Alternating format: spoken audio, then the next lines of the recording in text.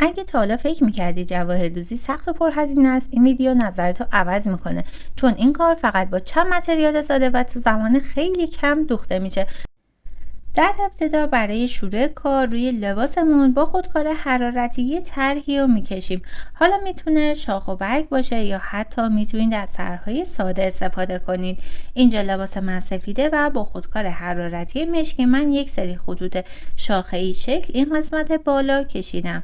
قسمت پایین کارمم چند تا خط توسط خطکش به صورت عمودی و کاملا صاف کشیدم. خب کارمون رو از همین قسمت شروع میکنیم. من روی خطوطم نگین متری سایز 6 دوختم. شما از سایز 4 یا 6 میتونید استفاده کنید. در ابتدا روی خطم خیلی کم چسب جواهر دوزی زدم و به این ترتیب نگین رو روش قرار دادم و با قیچی مخصوص نگینم رو برش زدم و اجازه دادم که خوب چسبش خشک بشه. بعد از خشک شدن چسب شروع میکنم به دوخت نگین متریا.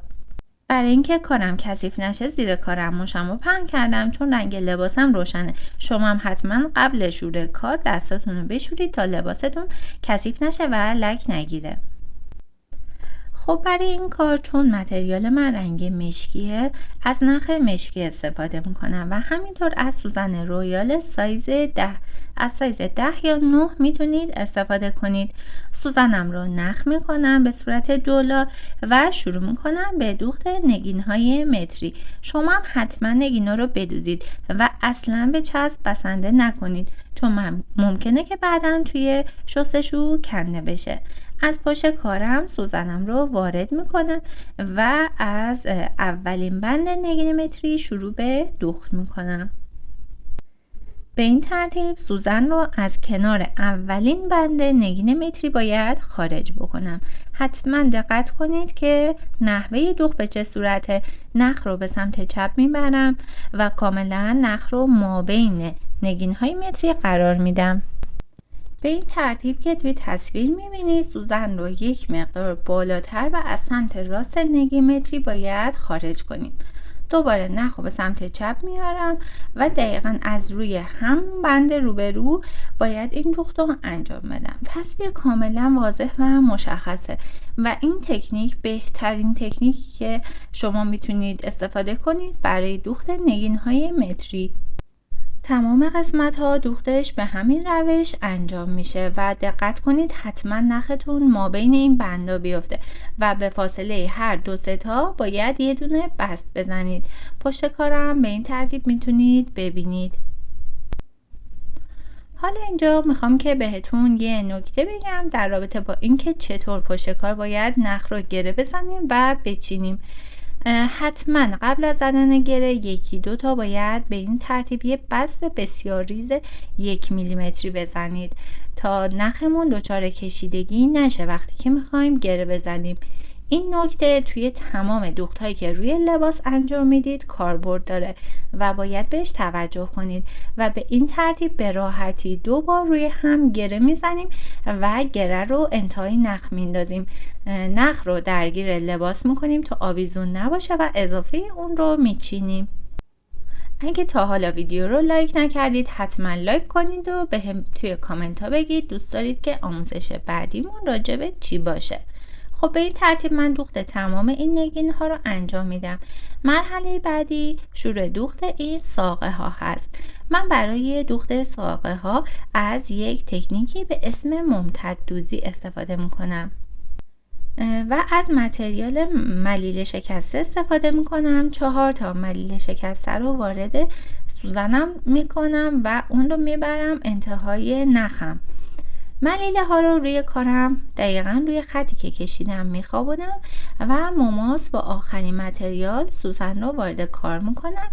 یکم عقب‌تر سوزنم رو خارج میکنم. حالا میام نخم رو کامل میکشم و سوزن رو از این 2 تا ملیله آخر خارج میکنم. با این تکنیک شما میتونید هر متریالی رو روی یه خط به صورت ممتد و بدون فاصله بدوزید. مثلا منجوق، کریستال، مروارید و یا هر چیزی که دوست دارید. دوباره هر بار من 4 تا ملیله وارد کار میکنم و به این ترتیب دوختم رو ادامه میدم. به کشش نختون دقت کنید، به فاصله ها دقت کنید تا در نهایت دوخت تمیزی داشته باشید. تمام خطوط شاخ و برگی که من کشیدم با همین تکنیک اینجا دوخته میشه. مرحله بعدی دوخت این قسمت های سرشاخه هست که به شکل گل دوخته شده. برای دوخت این قسمت من از نگین دوختنی استفاده کردم. این نگین ها بدون پایه هستن، 2 تا سوراخ دارن و پشتشون تخته. نگین من به شکل چشمی هست. چند قطره چسب پشت کارم میزنم و تو محل مورد نظر سنگم رو قرار میدم، اجازه میدم چسبش کاملا خشک بشه. بهترین روش دوخت این نگین ها استفاده از منجق هست، چون تو این روش نختون دیده نمیشه و یه دوخت بسیار تمیز و زیبا خواهید داشت. از یک از سوراخ ها سوزن رو خارج میکنم، یه منجق میندازم و دوباره از همون سوراخ وارد کار میشم. این کار رو برای سوراخ بعدی نگینم هم تکرار میکنم. بعد از اینکه نگینم رو دوختم، حالا نوبت دوخت این قسمت های پایین تر شاخه هست. من برای این قسمت ها از کریستال پافیلی شیپوری استفاده کردم توی 2 تا سایز مختلف.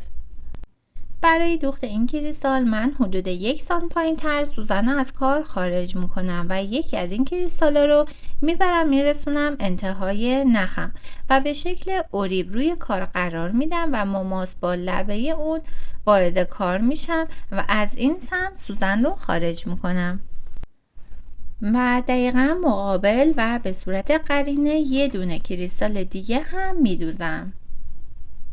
شما میتونید هر تعداد که دوست داشتید از این کریستالا روی کارتون بدوزید. به همین ترتیب به فاصله های حدود 1 تا 2 سانتی متری من اطراف شاخم از این کریستال ها میدوزم. شما به همین ترتیب دوختتون رو میتونید ادامه بدید تا به این صورت کارتون به اتمام برسه. دیدید که با چند تا متریال بسیار ساده و با دوختای خیلی خیلی ساده میتونید لباستون رو همینقدر زیبا جواهر دوزی کنید.